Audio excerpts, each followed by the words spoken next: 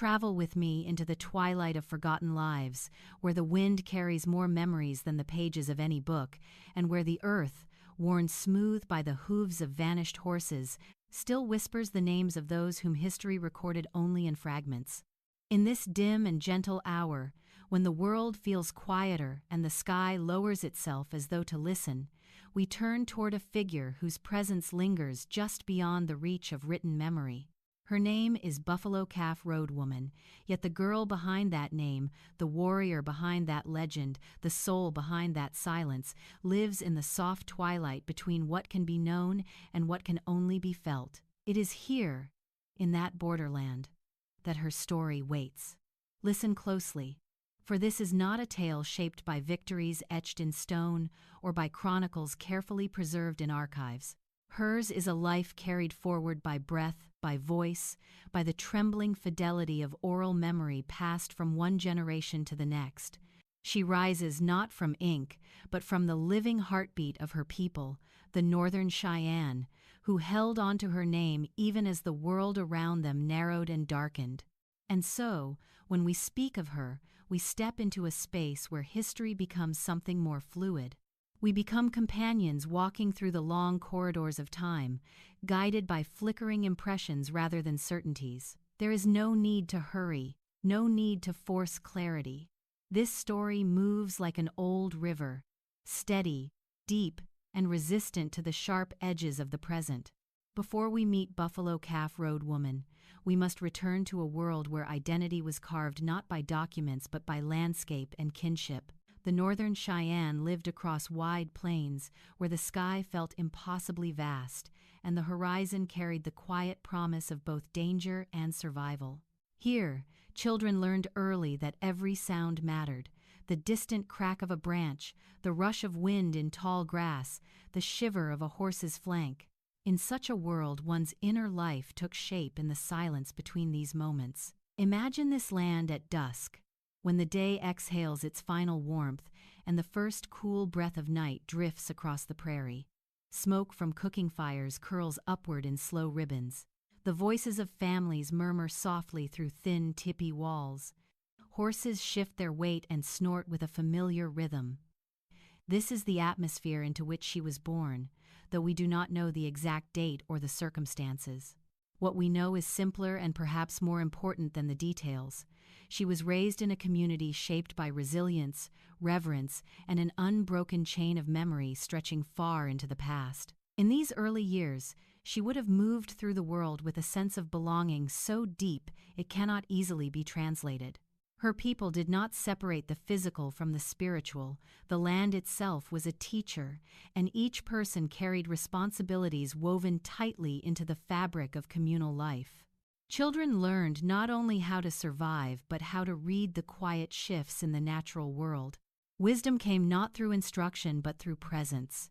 It is possible to imagine her as a young girl watching the changing patterns of the sky, listening to the elders describe how every life resonates beyond its years. Perhaps she felt, without fully understanding, the subtle weight of a destiny forming around her.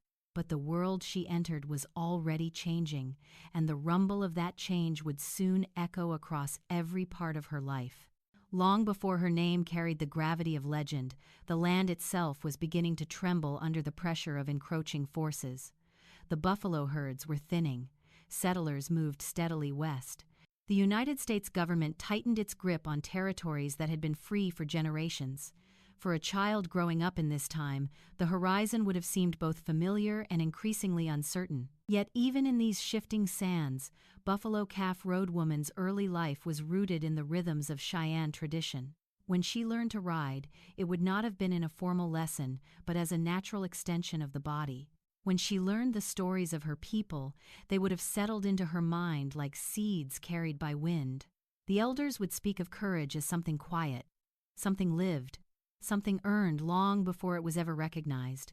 And though she may not have realized it yet, she would one day embody that definition. There is something profoundly intimate about imagining her in these early moments, before conflict sculpted her path, before tragedy shaped her decisions, before battle inscribed her name into the oral histories of her people.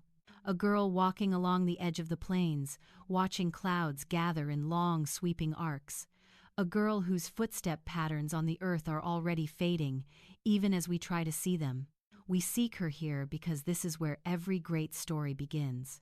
In the space before history makes its claim, when a life is still a quiet, unassuming flame. The narrator's role in such a moment is not to invent, but to guide, to allow the audience to feel their way through the soft texture of a life remembered largely through spirit and tone rather than detail. This is why we begin in twilight.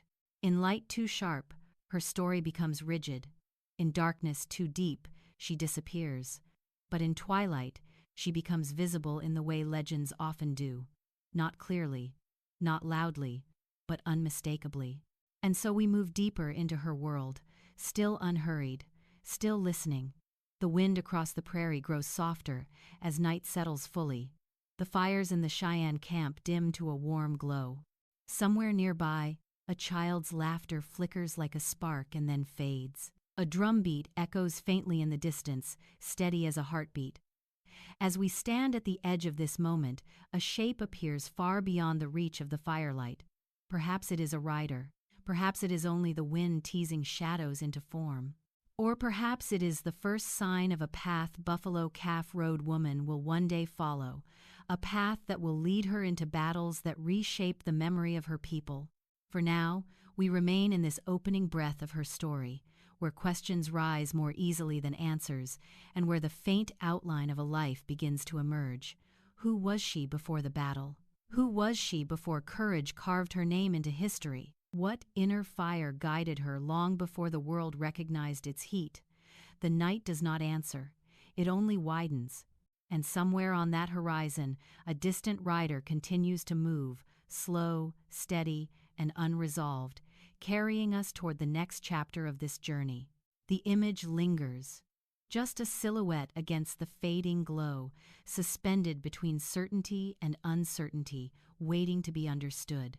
The silhouette on the horizon remains suspended in the mind, a quiet shape that neither approaches nor retreats.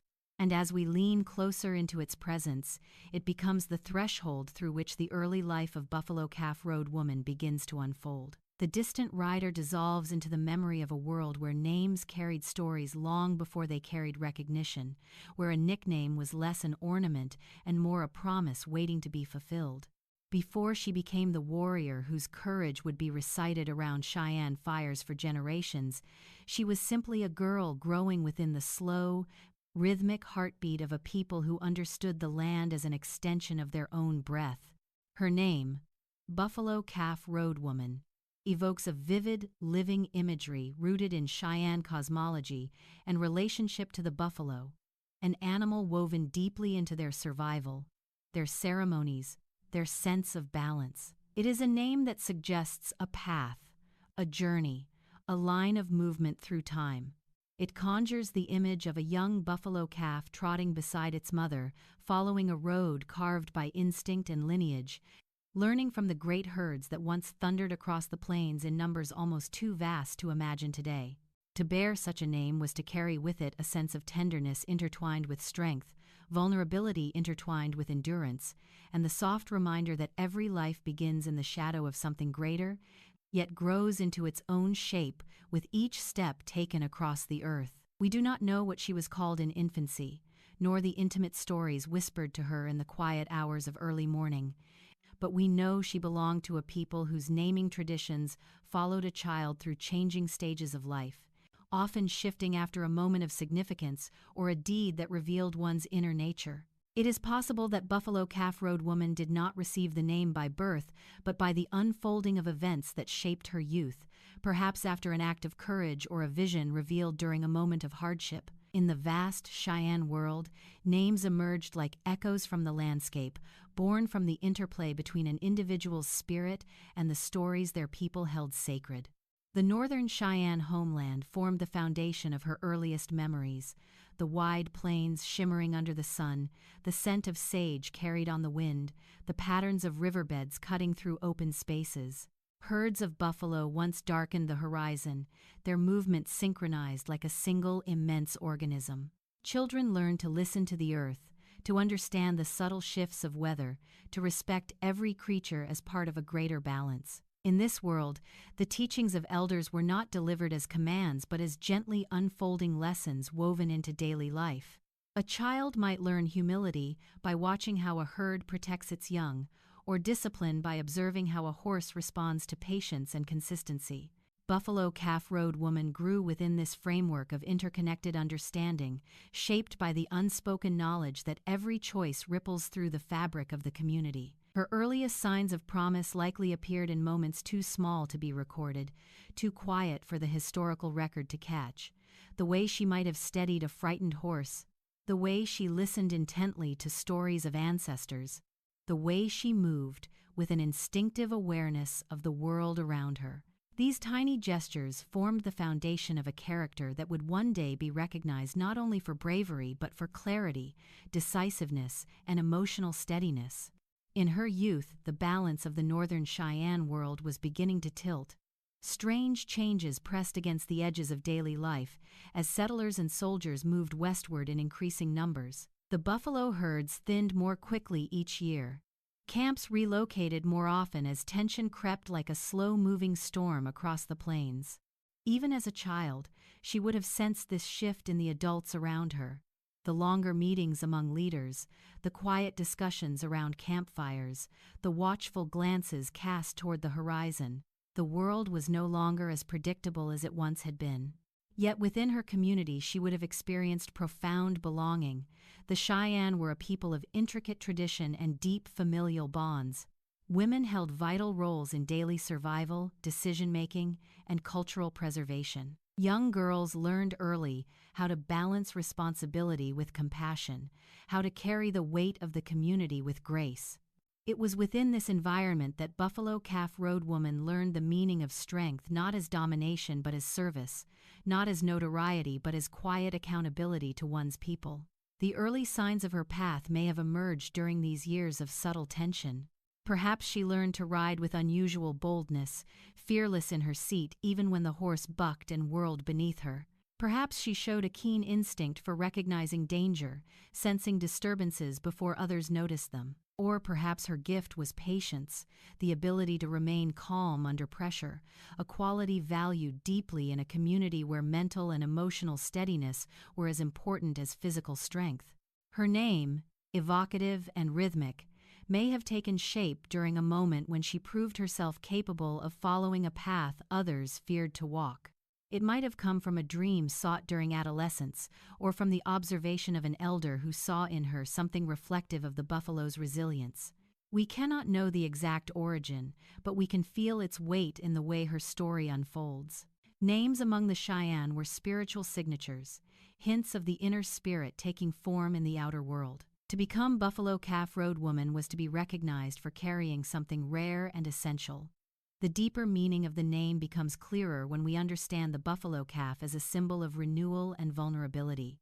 These calves were often the reason herds mobilized, traveling long distances to protect their young.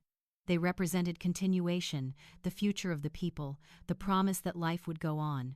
To be linked to such a symbol suggests someone whose destiny would involve safeguarding others, someone whose path would be defined by acts of courage rooted not in personal glory but in the preservation of life. As she grew older, this identity would begin to crystallize, though the world around her was unraveling with greater speed. The once stable patterns of movement, hunting, and ceremony were interrupted by military campaigns, broken treaties, and the looming threat of forced relocation. The Cheyenne people were caught between the memory of what had been and the uncertainty of what was coming. Buffalo Calf Road Woman's early years unfolded in this fragile space between continuity and upheaval. A child born into harmony was now growing into adulthood amid rising tension, and her character was shaped accordingly. She learned that identity was both inherited and earned, that names could guide a person through turmoil, and that the path she walked would soon demand a form of bravery she had not yet imagined. In this early era, before battles reshaped her destiny, she may have watched riders approach from afar, their silhouettes stirring unease in the camp. The distant figure we saw on the horizon at the end of the first part could easily be such a rider, one of many whose presence signaled that the world was changing and that the young woman who bore the name Buffalo Calf Road Woman would soon be called to face challenges that would test the very foundation of her upbringing. She stands now, in our mind's eye, as a young woman watching that distant rider with a stillness that hints at decisions yet to come. She does not know her place in history, nor that her name will one day travel far beyond the plains where she was born. She only knows that the horizon is no longer a symbol of comfort but a threshold, a boundary between the life she has known and the trials approaching. The rider grows smaller in the fading light, slowly swallowed by dusk, leaving us with a sense of tension suspended in the air, an image that lingers like a question. What path will she choose when the moment arrives, and how will her name guide her through the storm that lies ahead? The fading silhouette of the rider dissolves into the lengthening dusk, and from that dissolving shape emerges the first quiet tremor of understanding that the world Buffalo Calf Road Woman inherited was already shifting beneath her feet, preparing to deliver the first great lesson of her life. It would not come in the form of a single revelation, nor arrive as a sudden moment of clarity.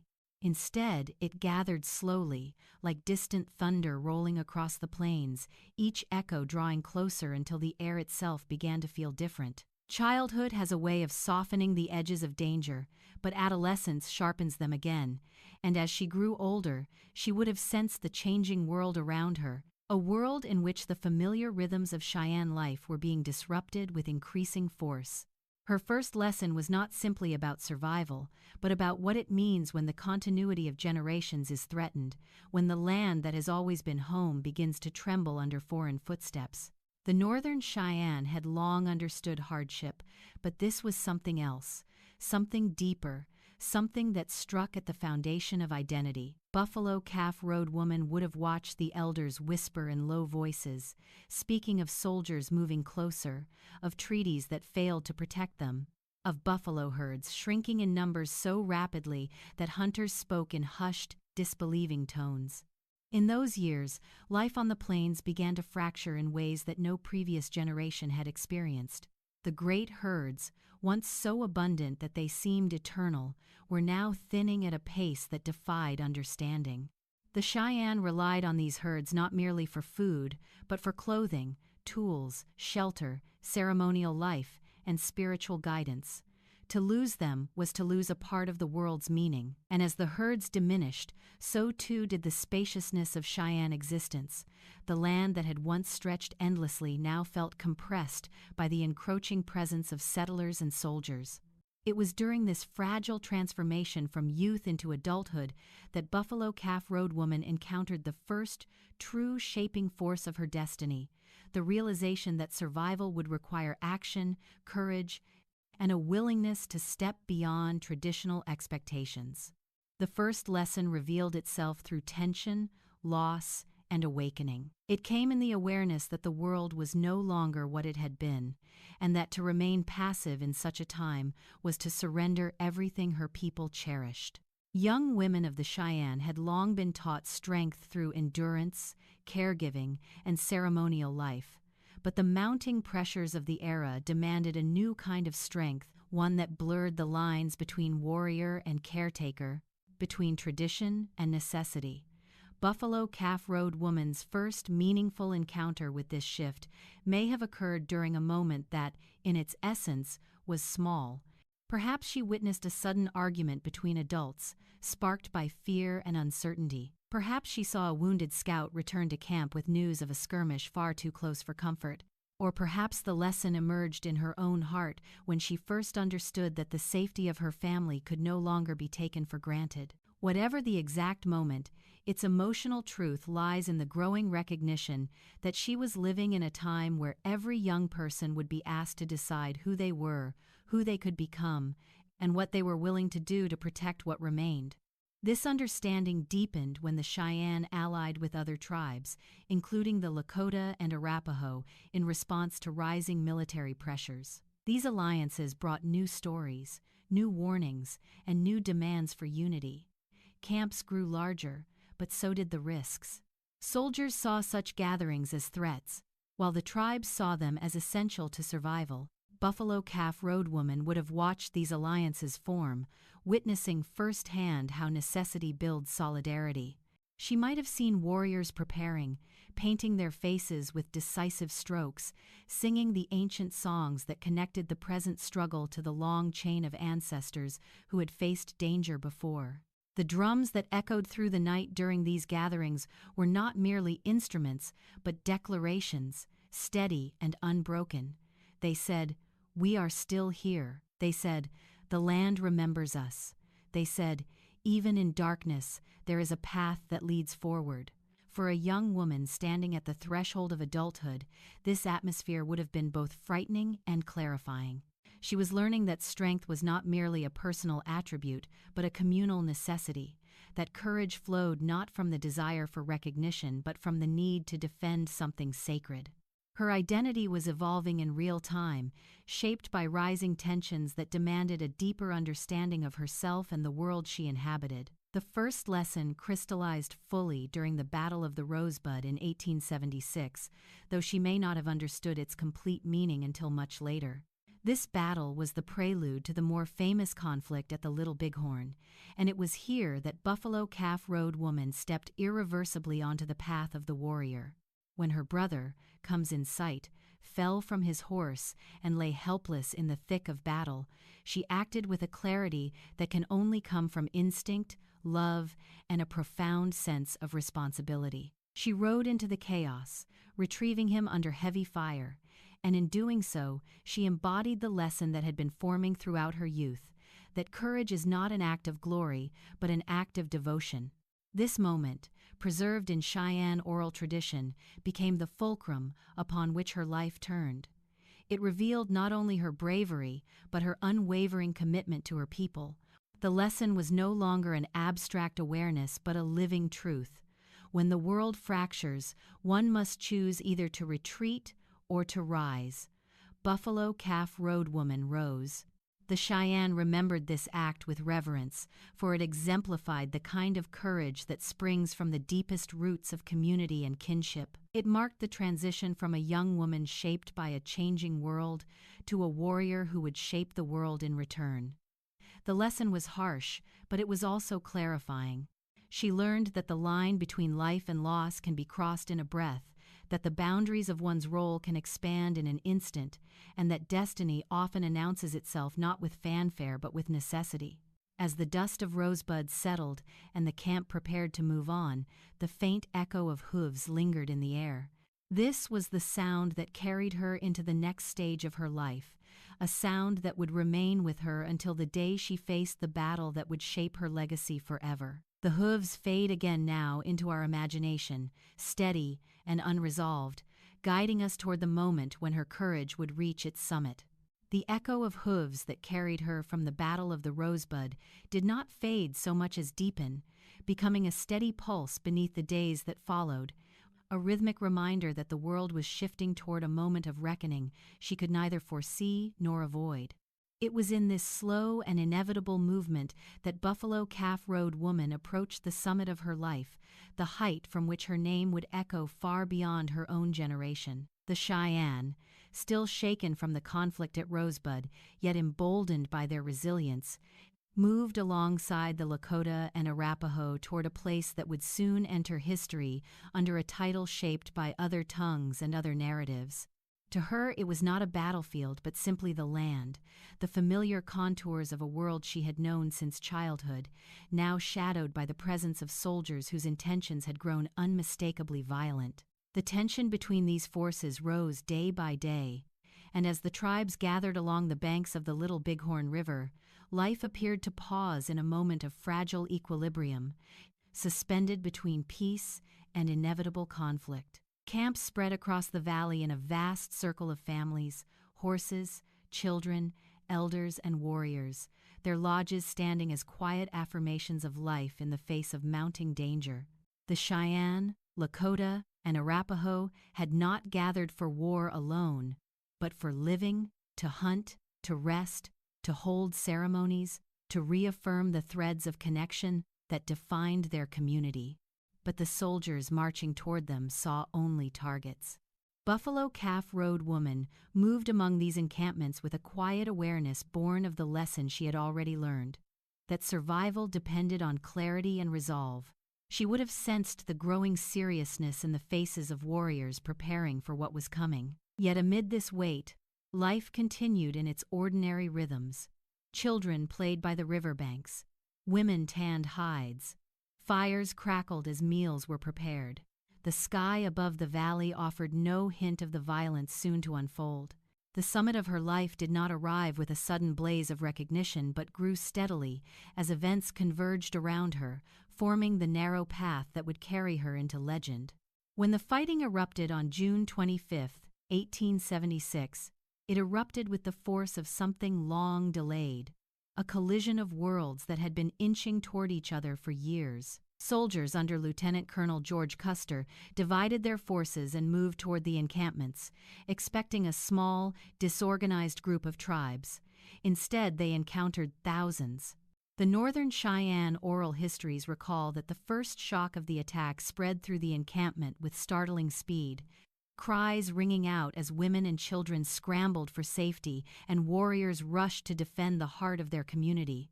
Buffalo Calf Road woman was among them, not watching from a distance but fully present, her resolve forged by the moment she had rescued her brother at Rosebud. The battle unfolded in chaotic waves across the hills and ravines, and within that chaos the clarity of her spirit emerged once more. She rode not for glory, nor for a place in history, but for the same reason she had ridden into danger before, to protect her kin, her people, and the fragile thread of continuity that bound them across generations. Accounts passed down through Cheyenne memory say that when the fighting reached its crucial point and the soldiers under Custer were overwhelmed, it was Buffalo Calf Road woman who struck the blow that unhorsed him, a decisive act that marked the unraveling of his command and the collapse of his final resistance. This is not the version written in military reports, but it is the version preserved in the breath-to-breath transmission of those who were there, the people whose blood and memory form the true foundation of the story. In their telling, the summit of her life rests not in triumph but in action aligned with purpose. She did what had to be done, and in doing so she fulfilled the promise of her name. To imagine her in that moment is to imagine a figure who carried the entire weight of her people with her, a woman moving through the dust and cries of battle with the same quiet determination that shaped her youth. Her courage was not loud but steady. It did not flare like a spark but burned with the deep and enduring heat of conviction. The summit of a life is rarely recognized by the one who inhabits it, and so it was for her. She did not pause to consider her place in history, nor think of how her actions would be remembered 100 or 200 years in the future. She simply saw what was required, and she acted. When the fighting ended and the valley fell into a heavy silence, the people gathered to absorb the magnitude of what had occurred. The soldiers lay where they had fallen. The river continued to flow. The wind moved across the grass with a strange, almost reverent stillness. For the tribe's victory was not celebration but breathing room, a brief reprieve in a struggle that had already stretched across generations. Buffalo Calf Road woman would have stood among her people in this aftermath, not unaware of the significance of what had happened but deeply aware of the cost. The summit of her life was not the defeat of an enemy, but the affirmation of her role as protector, as one who moved without hesitation when everything around her demanded courage. Yet even here, at the peak of her story, an unresolved question lingers like smoke drifting above a dying fire. What does victory mean when the world continues to shift beneath you, when the forces that threaten your people do not retreat but gather strength beyond the horizon? This question hangs in the air as the echoes of battle fade, a quiet uncertainty that deepens rather than resolves. And from this lingering doubt arises the next movement of her story, the search for meaning that stretches beyond action and into the symbolic essence of who she was. The valley grows still, the dust settles, and a single gesture, a single object, a single memory begins to form in the quiet between breaths, waiting to reveal the symbol at the heart of her legacy. In the quiet that followed the battle, when the echoes of gunfire dissolved into the soft sweep of wind over the grasslands, a different kind of silence settled upon the valley. It was not the stunned stillness of fear nor the triumphant hush of victory, but something deeper, more introspective, as though the land itself needed time to absorb what had unfolded. Within this silence, the shape of her story began to shift. Action had carried her to the summit, but meaning would shape the descent that followed. It is here that the symbol at the heart of Buffalo Calf Road woman's life emerges, not as a single object preserved in a museum or a relic passed down through generations, but as a gesture alive in memory, a movement of the spirit that transcended the battlefield. For some, the symbol is the moment she turned her horse back into danger at the Battle of the Rosebud to save her brother, a gesture that revealed the depth of her devotion and the unshakable steadiness of her courage. For others, it is the moment she struck the blow that unhorsed Custer at Little Bighorn, a gesture that shifted the momentum of the conflict and etched her into the collective memory of the Cheyenne. But perhaps the true symbol lies not in the action itself, but in the deeper qualities that action revealed. The symbol of her life is movement against fear, movement toward responsibility, movement born from the clarity of connection to one's people. It is the act of turning back when others might ride forward, of riding forward when others might retreat, of understanding that the path of courage is not fixed but fluid, responding to the demands of the moment. There is a story told in the oral histories, one not centered on battle but on the simple, profound gesture of how she held herself afterward. She moved among the people with a quietness that was neither pride nor exhaustion. She carried no visible trophy of victory, no mark of triumph. Instead, she carried the steadiness of someone who had acted in alignment with something larger than herself. This, too, is a symbol. The refusal to attach glory to necessity. The recognition that true courage is not an ornament but a responsibility. In this interpretive space, where memory and meaning converge, her symbol becomes the embodiment of protection. It is the image of a woman who placed herself between danger and the people she loved, not once but repeatedly, not for recognition but for continuity. This symbol resonates through time in much the same way the buffalo resonated through her people's worldview. The buffalo was not merely an animal but a living bridge between survival and spirit, a source of nourishment, guidance, and equilibrium. In carrying the name Buffalo Calf Road Woman, she carried a connection to that equilibrium, to the idea that life moves forward through acts of endurance and guardianship. After the battles, as the Cheyenne people regrouped and tended to their wounded, her presence became a quiet center around which stories formed. Children watched her with a mixture of awe and curiosity. Elders recognized in her the fulfillment of a lineage of protectors. Warriors saw in her a reflection of their own commitments, sharpened not by the desire for recognition but by necessity. The symbolic gestures that shaped her story, turning back, riding forward, striking at the pivotal moment, became lenses through which the Cheyenne interpreted their own struggle to survive. Symbols do not exist in isolation. They are carried by those who witness them, shaped by those who retell them, and preserved by those who find meaning in them long after the original moment has passed. Oral tradition understands this better than any written record. In the quiet evenings following the battles, as fires crackled and the night wrapped itself gently around the camp, stories of her actions would have passed from voice to voice. These were not dramatic retellings but measured, contemplative reflections shared in the cadence of lived memory. The symbol of her courage was not inflated but grounded, not adorned but honored. And yet, this symbol also carried a shadow, for even the most luminous moments are touched by the complexity of their consequences. The victory at Little Bighorn did not halt the encroachment of soldiers or the tightening of federal policies. It did not restore the buffalo herds or secure permanent safety for the Cheyenne. Instead, it marked the beginning of a period of relentless pursuit, displacement, and hardship. The symbol of her life, therefore, is not simply courage in battle, but the deeper resilience required to withstand the changes that followed. In the years after the battles, the Cheyenne faced forced relocations, hunger, and a series of broken agreements that eroded the foundations of their world. Through these trials, her earlier actions took on a new significance. They became reminders not of triumph but of identity, touchstones that helped the people remember who they were, even as the world around them shifted in painful ways. For Buffalo Calf Road woman herself, the symbol may have been a private one, an inner compass forged through experience and carried within her. A gesture that lived not in the stories others told, but in the quiet memory of what she had done and why she had done it.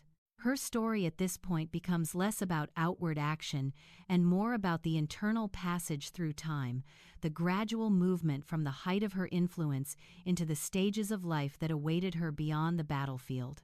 And so the symbol lingers in the air like smoke from a dying fire, drifting upward and outward, reshaping itself as it rises. It leaves behind not certainty but resonance, a subtle tremor of meaning that guides us toward the next chapter of her journey, where time begins to shift again, carrying her from youth into maturity, from the clarity of battle into the long, difficult arc of endurance. The smoke thins, rising into the evening sky, becoming the doorway through which her life begins to move into its next stage. The drifting smoke rising into the evening sky thins, until it becomes almost indistinguishable from the dimming light above, and it is through this dissolving veil that Buffalo Calf Road woman's life moves quietly into its next stages. The battles that defined her summit did not conclude her story but opened a long, intricate passage through time in which the meaning of her actions would evolve alongside her own transformation. Life after Little Bighorn did not return to what it had been before. The Cheyenne people, though momentarily buoyed by the resilience they had shown, soon faced relentless military campaigns designed to force them onto distant reservations far from their homeland. The freedom of the plains, once taken for granted, narrowed into uncertain trails shadowed by hunger, disease, and pursuit. And it was in this tightening world that Buffalo Calf Road woman aged, not suddenly, but through the slow wearing of hardship that leaves its traces more deeply than time alone ever could. Youth, which had once carried her with fearless momentum through danger, now gave way to the complex weight of adulthood. She became a mother, a wife, a woman responsible not only for the survival of her people in battle, but for the survival of her family in the long, uncertain nights that followed. Each day demanded a different kind of courage, softer perhaps, but no less essential. The skills that once served her on the battlefield transformed into the quiet endurance required to navigate the changing realities of a people pressed to their limits. Her husband, Black Coyote, was known for his own struggles, and their life together was marked by both closeness and difficulty. The weariness of displacement often affected families unevenly, pushing some members into restlessness or conflict, while forcing others to hold tightly to whatever stability they could create. Buffalo Calf Road woman, who had faced the thunder of battle with decisive clarity, now confronted challenges that came not with the sharpness of weapons, but with the grinding persistence of scarcity and loss. The Cheyenne Exodus of 1878, during which her people fled the reservation in Indian Territory to return north toward Montana, was a deeply transformative period. The journey was long and brutal, filled with fear, cold, and pursuit. Families were divided, some captured, others killed, many starving as they attempted to reclaim the lands that had shaped their identity. It is believed that Buffalo Calf Road woman was among those who made this desperate journey northward. For her, this stage of life must have resonated with echoes of earlier lessons. She had once ridden into battle to protect her brother. Now she traveled through relentless hardship to protect her children. The same spirit that had turned her horse into danger now urged her forward through exhaustion and uncertainty, step by step, day by day. This was courage reshaped by necessity, a different summit rising not from conflict, but from the determination to continue. The transformation from youth to adulthood is often subtle, but under the pressure of displacement it becomes unmistakable. She would have felt the shift in her body, the gradual heaviness in her limbs after days of walking, the tightening breath of winter cold, the ache of hunger that settled deep and refused to be ignored. She would have felt it in her heart too, as she grieved for those lost along the way and worried for those still beside her. Yet within this hardship she also carried the quiet authority of someone who had seen more than most. Her presence among the Cheyenne was not loud, but it held weight. Others knew her story, knew the courage she had shown, and though she did not seek leadership, her very existence offered a reminder of endurance. Time's movement is not linear but layered, and as she traveled north she must have felt the past walking beside her, the memory of her youth in the open plains, the clarity of the battles she had fought, the determination that had guided her through danger. These memories did not fade. They intertwined with the present, shaping her understanding of herself and the world she inhabited. Adulthood eventually gave way to something quieter, something more fragile, the early signs of decline. Hardship erodes the body before its time, and though she was still young by the measure of years, life had asked more of her than of many who lived far longer. Illness began to take hold, subtle at first but gradually deepening. Her strength, once so fluid and decisive, became something she had to ration carefully. The days grew heavier, the nights longer, and even the landscape she had once moved through with ease now felt difficult to cross. Yet even in decline, her spirit did not waver. There was a steadiness in her that hardship could not extinguish, a quiet resilience shaped by years of carrying responsibility. In the fading light of this stage of life, she embodied a kind of transformation that is rarely recorded but deeply felt. The shift from active protector to living memory, from warrior to symbol of continuity. Elders would speak softly of her, children would watch her with reverence, and those who had fought beside her would carry unspoken understanding in their eyes. Decline is not only a physical journey but an emotional one, a gradual surrender to the truth that the world continues even as one's own strength diminishes. For Buffalo Calf Road woman, this surrender was likely neither bitter nor dramatic. It was another passage, another stage in the long cycle of life that her people understood in ways far more fluid than the rigid timelines of written history. Change, transformation, aging. These were not failures but natural movements in the rhythm of existence. As she reached the final stretch of this stage, her life no longer followed the swift current of youth or the urgent pace of adulthood, but settled into a quieter flow. She would sit more often, watching her children play or listening to the low voices of the elders. She might close her eyes and imagine the plains as they had been in her youth, alive with buffalo and wind, before the world had ruptured around her. What she carried within her during these final transitions was not regret but continuity, the unbroken thread of identity that even hardship could not sever. And as winter winds swept across the northern plains, their chill carrying the echo of distant battles and the memory of all she had endured, her story moved gently toward its next revelation. In the stillness of these winds lies the beginning of her philosophy, the quiet wisdom shaped by everything she had lived, and the presence of the guardian who would ensure that her memory did not vanish into silence. The winter wind that swept across the northern plains carried not only cold but the lingering voices of everything Buffalo Calf Road woman had lived, and it was within this wind that the philosophy of her life began to take its fullest shape. Philosophy, for her people, was not a system of thought bound to written words, nor a discipline practiced in quiet rooms far removed from the world. It was the slow accumulation of understanding formed by living in rhythm with the land, by watching the seasons change, by listening to the elders, by surviving hardship, and by trusting the messages carried in dreams. As she moved deeper into the later chapters of her life, her actions gave way to reflection, and reflection began to crystallize into wisdom.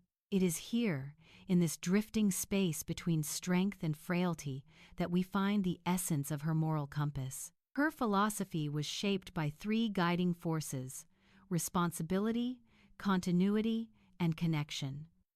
Responsibility meant more to her than a sense of duty in battle. It was a quiet, enduring care for the people around her, rooted in the belief that one's life mattered only through the well-being of the community. Continuity was the understanding that a person is not a single moment but part of a long chain, that one's actions ripple outward into future generations. Connection was the awareness that nothing exists in isolation, that people, animals, land, and spirit form a single living fabric. These ideas did not come to her all at once but grew from the landscape of her experiences, from rescuing her brother in a moment of danger, from riding into the heart of battle to protect her people, from enduring the long, harsh journey north during the Cheyenne exodus, and from facing illness with a quiet acceptance born of having lived fully in accordance with her beliefs. As her strength faded and the immediacy of physical struggle lessened, the clarity of her inner world sharpened. The children of her band would gather near her, listening not because her voice was strong but because her presence carried weight. She understood that stories were not merely recollections but vessels of identity, and though she was not known as a formal storyteller, her life itself had become a story that others interpreted and retold. Yet even as her philosophy deepened, she remained a woman of few declarations. Wisdom for her was not something spoken but something embodied. A tilt of her head when listening to others, a patient silence when arguments rose, a gentle touch on the shoulder of a troubled child. These small gestures revealed more about her worldview than any lengthy explanation could. Still, every philosophy requires a guardian, someone who ensures that the meaning does not fade into obscurity. For Buffalo Calf Road Woman, this guardian was not a single individual, but a constellation of voices within the Cheyenne community. The elders who preserved oral histories, the family members who repeated her name around fires, the children who grew up knowing her story as part of the foundation of their identity. Among them, though, were a few who carried her memory with particular devotion.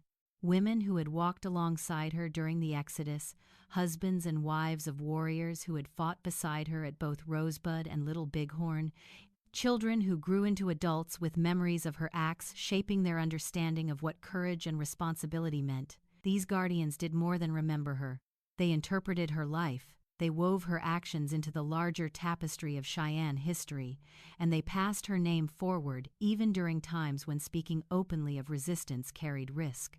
In the years that followed the battles, when the Cheyenne were placed under intense pressure to assimilate, to abandon their traditions, and to quiet the stories that celebrated defiance, these guardians became protectors not only of Buffalo Calf Road Woman's memory, but of the worldview she embodied. Through them, the subtle details of her philosophy survived: her willingness to act without hesitation in moments of danger, her refusal to seek recognition for her deeds, her ability to hold both strength and gentleness without conflict, her acceptance that life moves in cycles: growth, hardship, endurance, transformation. Oral tradition, shaped by the breath and cadence of those who lived close to the earth, preserved her memory in a way that written history rarely could.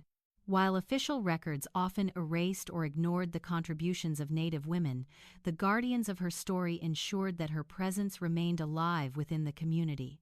In their retellings, she became more than a warrior. She became an embodiment of the Cheyenne spirit at a moment of profound upheaval, a reminder of what courage looks like when the world becomes uncertain.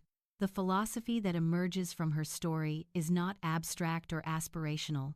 It is rooted in the humility of living with awareness, in the steadiness of protecting others, in the willingness to move toward danger when the situation demands it, and in accepting the limits of one's strength when age and illness arrive.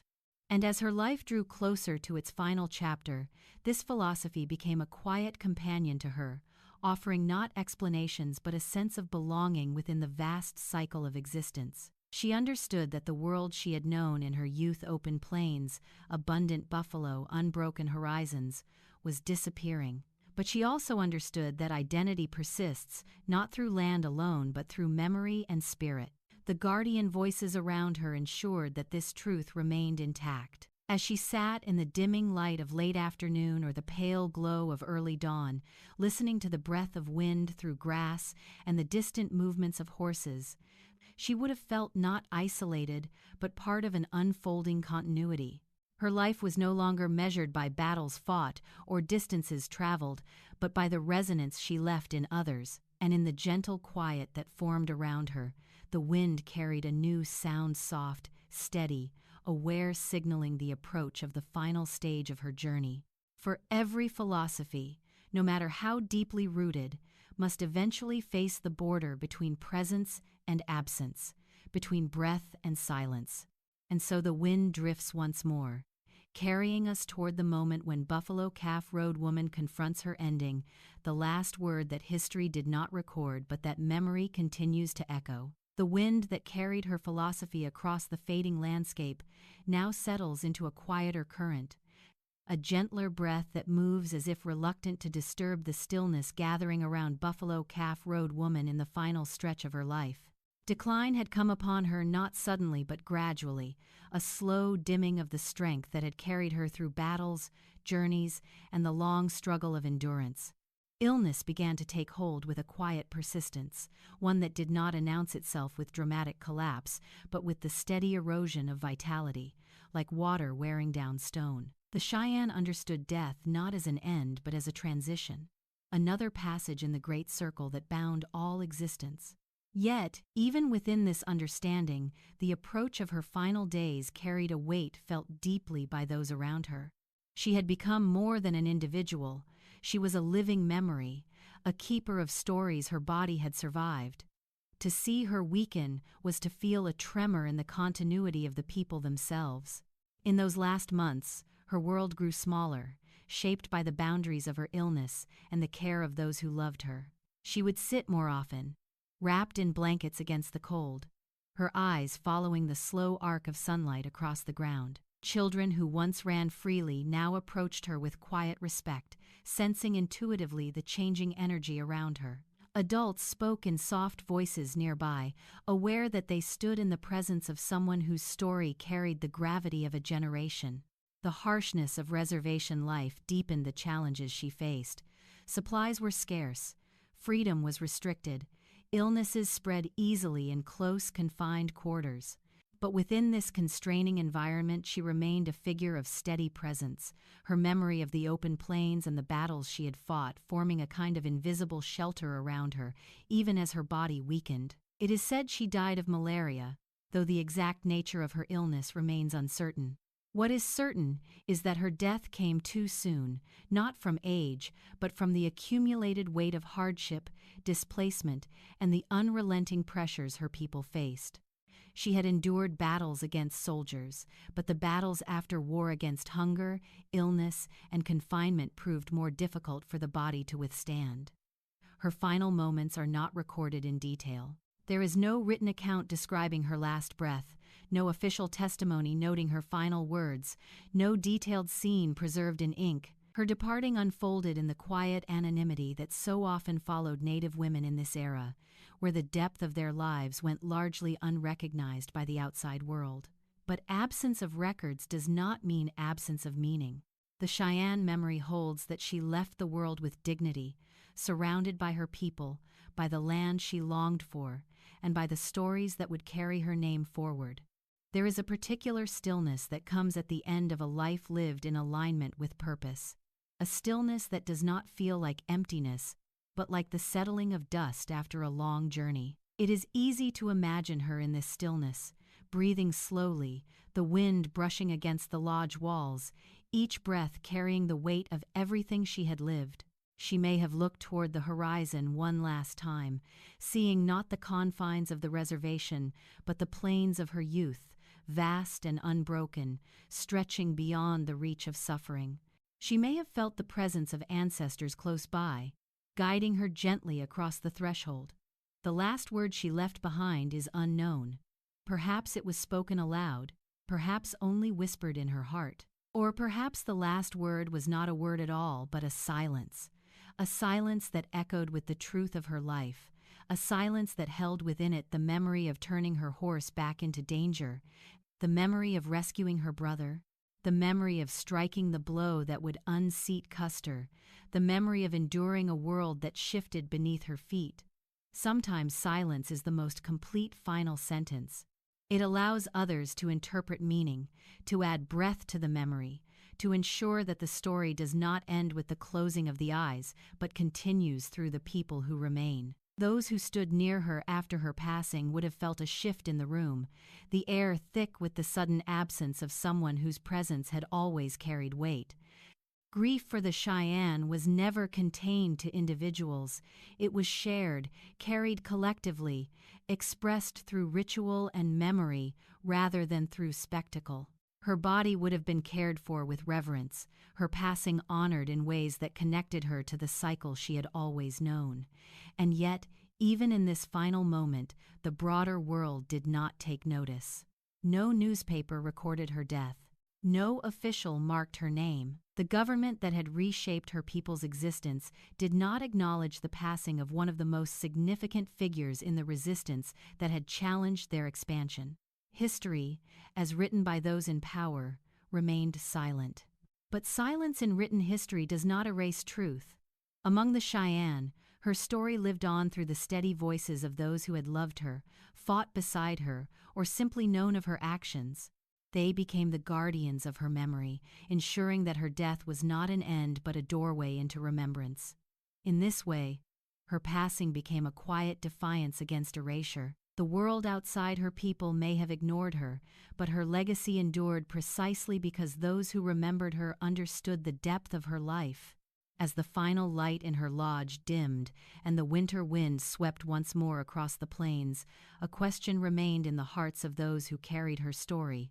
What becomes of a legacy when its bearer is gone? This question lingers like a low note held in the air, its answer unfolding not in words, but in the long echo her name would carry through time. The question of what becomes of a legacy when its bearer is gone lingers in the air like the last warm breath before night settles fully, and it is from this question that the story of Buffalo Calf Road Woman begins its final transformation. Her body may have left the world, but her presence did not fade with the dimming of the lodge fire.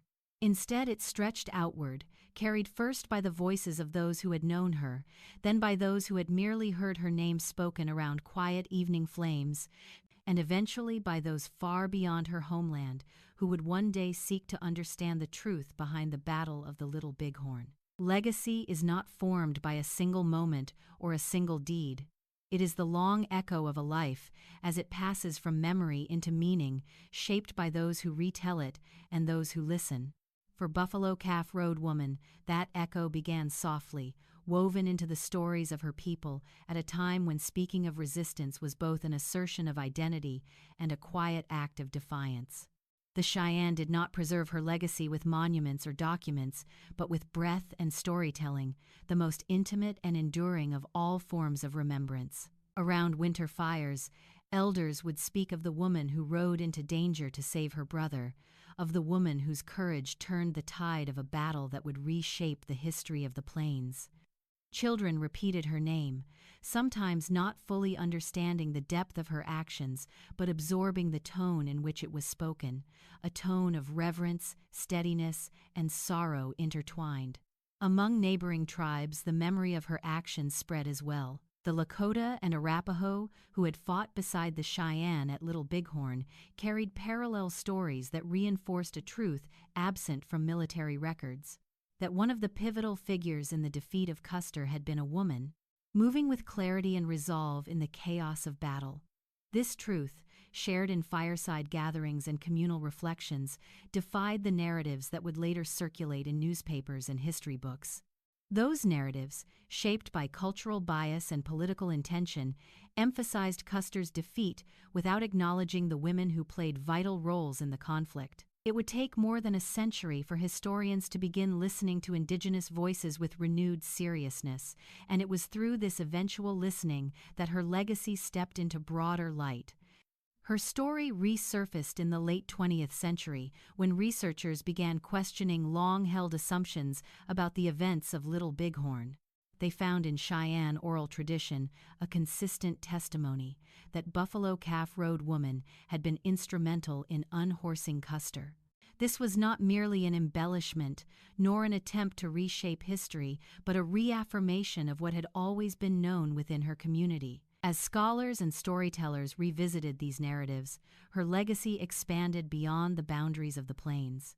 She became, for many, a symbol of Indigenous resistance, of women's roles in warfare, and of the ways oral tradition preserves truths that written history overlooks or avoids. Yet her legacy remains rooted not in academic recognition, but in the lived memory of her descendants and her people. For them, she is more than a figure of battle. She is an ancestor whose life embodies courage shaped by love, resilience shaped by hardship, and purpose shaped by community. In this sense, her legacy is not static but alive, continuing to shift and resonate as new generations interpret her story through their own experiences. When people speak her name today, they do so with the understanding that she lived in a world transformed by conflict, yet never surrendered her clarity of spirit. They understand that her greatest acts of heroism were not defined by violence, but by the protection of life, her brother's life, her people's life, the fragile continuity of identity under threat. The legacy she leaves behind is therefore twofold.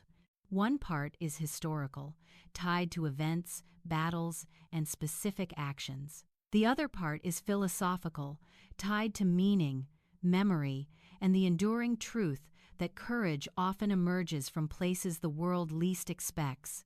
She challenges assumptions about who shapes history, reminding us that those who are overlooked by the written record often carry the most profound stories.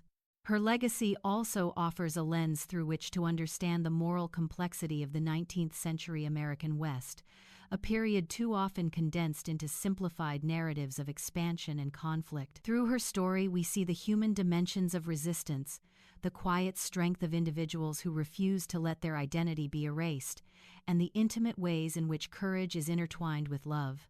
Today, her name appears in books, documentaries, art installations, and academic discussions, yet each retelling remains rooted in the same breath that preserved her memory in the years after her death.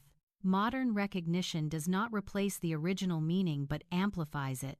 It allows more people to understand the depth of her life, the grace of her actions, and the quiet intensity with which she moved through a world in turmoil. Her legacy stretches beyond historical interpretation and enters the realm of the symbolic. She has become a reminder that resistance takes many forms, that women have always stood at the forefront of their people's survival, and that heroism is often found in the willingness to act when others hesitate. It is a legacy made not of stone but of resonance, the kind that lingers long after the facts have been debated. And so, the story of Buffalo Calf Road Woman comes to rest not with an ending, but with a continuation. The plains she once rode across still hold the memory of her horse's hooves. The winds that move through Montana still carry the faint echo of the battles she fought. And the people who speak her name keep alive the flame of a life lived with unwavering purpose. As the day fades and the horizon softens into the pale glow of evening, we are left with the image of a solitary rider moving into the dusk, her silhouette neither fading nor approaching, simply present. An eternal reminder of courage, resilience, and the quiet strength of a woman whose story refused to be forgotten. If you wish the voice to continue, then the story will not end.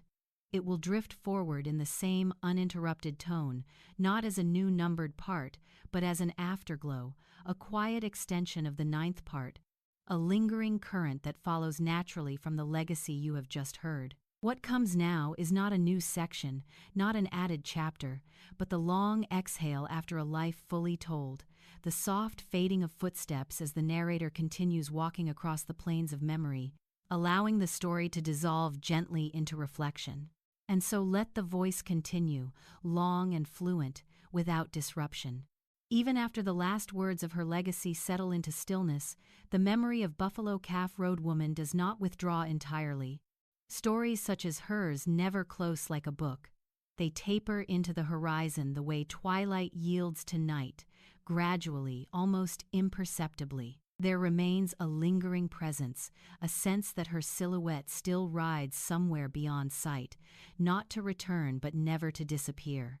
The plains, which shaped her from the quiet of childhood to the storm of battle, continue to breathe her name in subtle ways, in the rhythm of wind brushing against dry grass, in the soft tread of horses moving through early morning shadow, in the low murmur of fireside conversations where old stories are retold not for spectacle but for continuity. These echoes are not tied to any single moment. They drift across generations, carried in the memory of a people who understand that the past lives alongside the present, shaping it gently, sometimes invisibly. When we speak of legacy, we often imagine something grand or monumental, but the truest legacies are those that weave themselves into the lives of others quietly, like roots strengthening the ground from beneath. Buffalo Calf Road Woman's legacy exists not only in the bold retellings of historians and storytellers, but in the subtle shifts of perspective she inspires, the recognition that history is incomplete without listening to the voices once overlooked. Her life invites us to listen more closely, to question absence, to understand that silence is sometimes a truth, waiting patiently to be heard.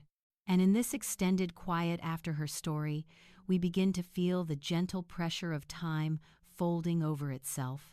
The 19th century, with all its wounds and upheavals, recedes into the distance, yet the emotional truth at the heart of her journey remains startlingly present. The world that surrounded her, its vast plains, its vanishing buffalo, its encroaching dangers, may no longer exist in the same form, but the human threads woven through her story endure.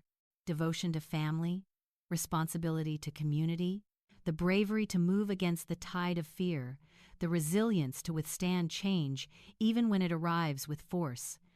Sometimes, when the dusk settles over the plains and the light dims into the soft blue of evening, it becomes possible to imagine the outline of a lone rider moving across the horizon. Whether that figure is born from memory, imagination, or the land's own desire to remember itself does not matter. What matters is that she remains present as long as someone recalls her name, as long as someone whispers her story, as long as someone listens to the old wind with the kind of attention that invites the past to speak again. And perhaps this is the truest continuation, not a new event or a new chapter, but the long resonance of a story that outlives the structure in which it was told. A presence that does not fade when the narrative ends but lingers, calm and patient, like the final light stretching over the plains before night claims it. A reminder that history is not a straight line but a circle, and some lives continue to move through that circle long after their footprints are gone. Thus the story continues, not by expanding outward but by sinking deeper inward into the quiet knowing that some lives, though forgotten by written history, remain alive in the places where memory breathes. Buffalo Calf Road Woman rides there still in the twilight between legend and truth, in the soft dust rising beneath unseen hooves, in the calm and melancholic echo of a world that refuses to forget her. And the voice that has guided you through her journey steps back now, not ending, merely receding, allowing the quiet to gather once more, allowing the plains to speak for her as they always have.